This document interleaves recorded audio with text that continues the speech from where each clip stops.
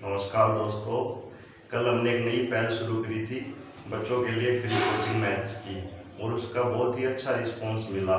तो मुझे थोड़ा सा आज और आगे बढ़ाते हुए आपको थोड़ा सा अंकों के बारे में बताएंगे। और आज का हमारा टॉपिक रहेगा संख्या पद्धति, नंबर सिस्टम।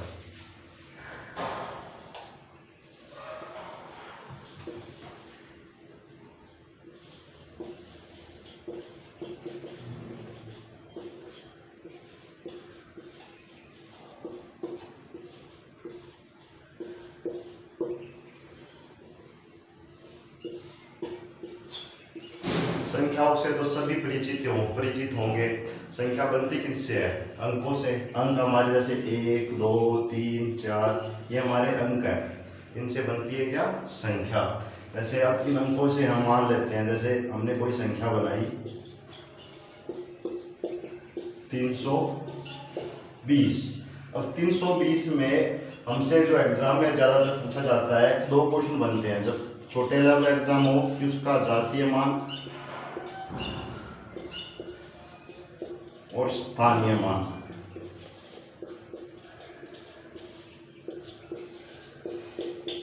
तो बच्चों जातीय मान वही होता है जो एक्चुअल में संख्या होती है। जैसे इसमें पूछ लिया जाए 3 का जातीय मान बताओ, 3 का जातीय मान हमेशा 3 ही होगा। इसे इंग्लिश में फेस वैल्यू भी बोलते हैं,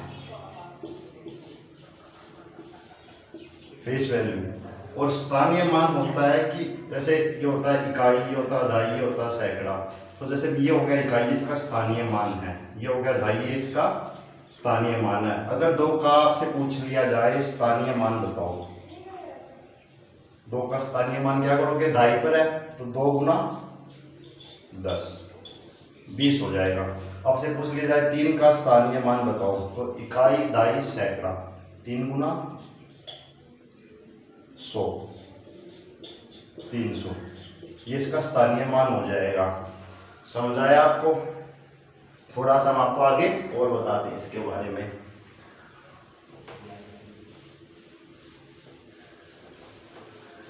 जैसे आपसे एग्जाम में पूछ लिया, कोई आपको डिजिट दी 5673, इसमें आपसे पूछा 6 का जातीय मान क्या होगा? तो देखो 6 का जातीय मान मैंने आपको वही बताया था, वही संख्या होगी जो एक्चुअल में है। 6 का जातीय मान 6 ही होगा। और आपसे पूछ लिया जाए 6 का स्थानीय मान बताओ,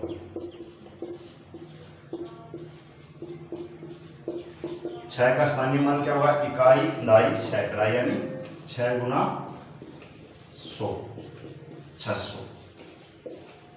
समझ आया?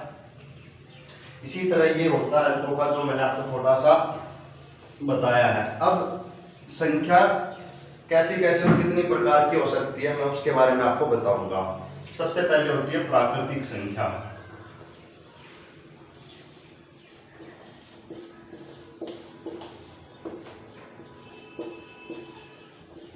प्राकृतिक संख्या हमारी जैसे 1, 2, 3, 4 ये अनंत तक होती है, इन्फिनिटी जिसे हम बोलते हैं।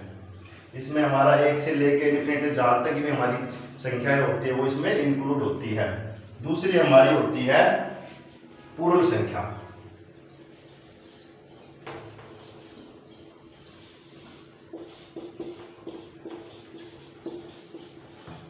इसको तब इंग्लिश में बोलते हैं नेचुरल नंबर।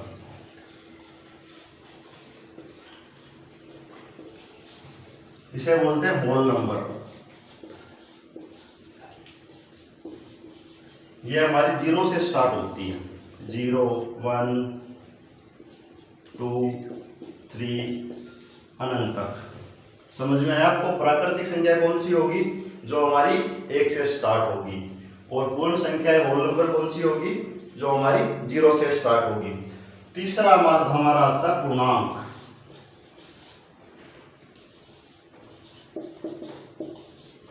पूर्णांक को इंग्लिश में बोलते हैं इंटीजर। पूर्णांक का मतलब होता है सभी इंक्लूड, जिसमें हमारे 0 से लेके इधर 1, 2, 3, 4 अनंत तक, और इधर माइनस में -1, -2, -3, -4 अनंत तक। जो संख्याएं माइनस में भी अनंत तक और प्लस में भी अनंत तक होगी वो होगी हमारे पूर्णांक। देखो प्राकृतिक संख्या कौन सी होगी, नेचुरल नंबर, जो 1 से स्टार्ट होके अनंत तक होगी। दूसरी चीज हमारी पूर्ण संख्या जिसे बोलते हैं होल नंबर, जिसके होल नंबर का मतलब इसमें होल मतलब सभी सम्मिलित है, जीरो जीरो भी सम्मिलित होगी इसमें, 0 1 2 3। और तीसरा हमारा पूर्णांक, पूर्णांक में क्या होगा, जीरो भी होगा, प्लस में भी संख्याएं होगी और माइनस में भी संख्याएं होंगी, इसे बोलते हैं इंग्लिश में इंटीजर। ये हमारे 3 जो मेन है, आपको समझ आ रहा होगा।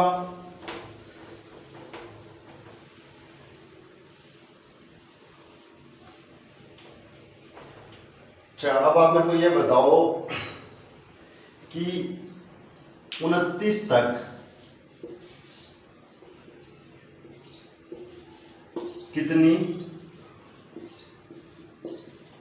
संख्या होल नंबर होगी, बताओ।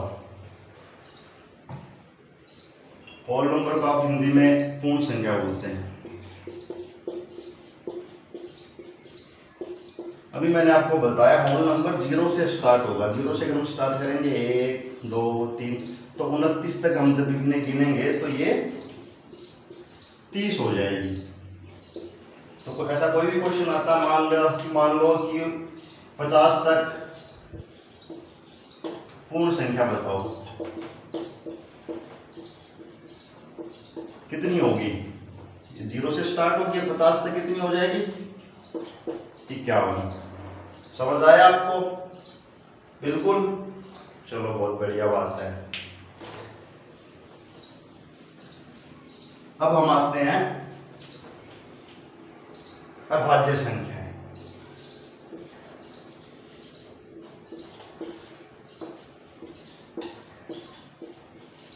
जिसे बोलते हैं इंग्लिश में प्राइम नंबर।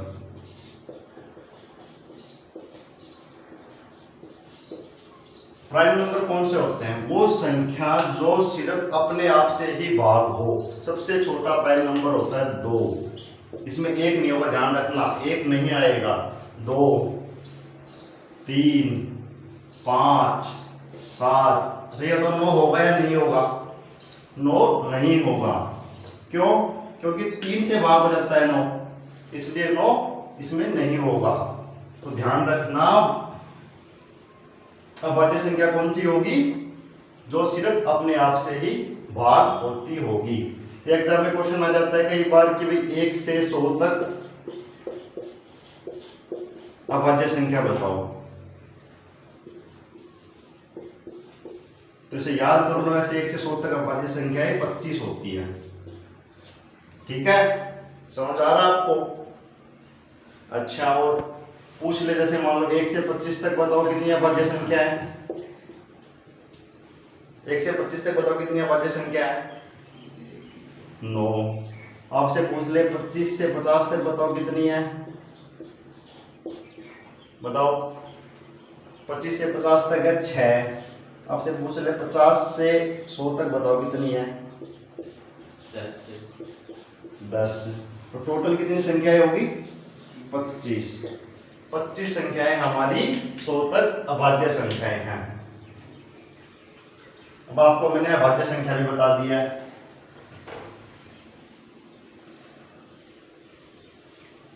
अब हम थोड़ा सा और आगे चलते हैं, जिसे बोलते हैं सह अभाज्य संख्या।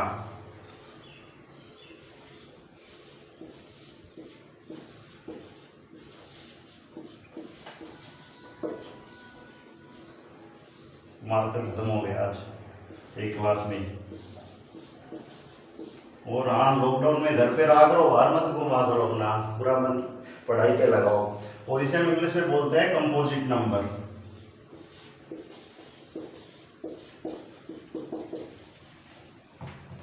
कंपोजिट नंबर नहीं,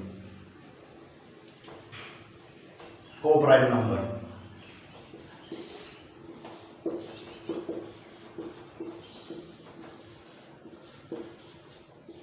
सहअभाज्य संख्या कौन सी होती है, जैसे जो 2 संख्याएं हैं, मान लो जैसे 1 और 3, इनका HCF यानी महत्तम समापवर्त है एक, मतलब ये सिर्फ एक से ही भाग होनी चाहिए और उसके अलावा किसी से भाग नहीं होनी चाहिए।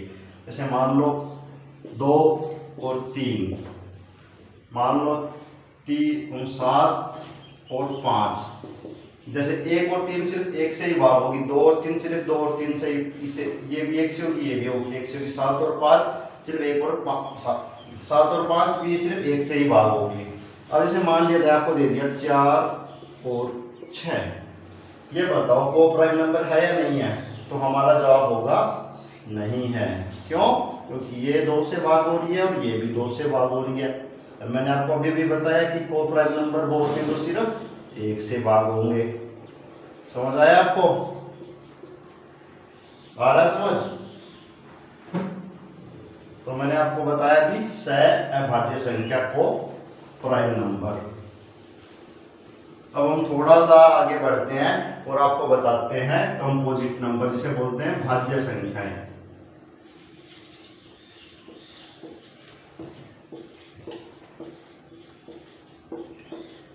Composite number,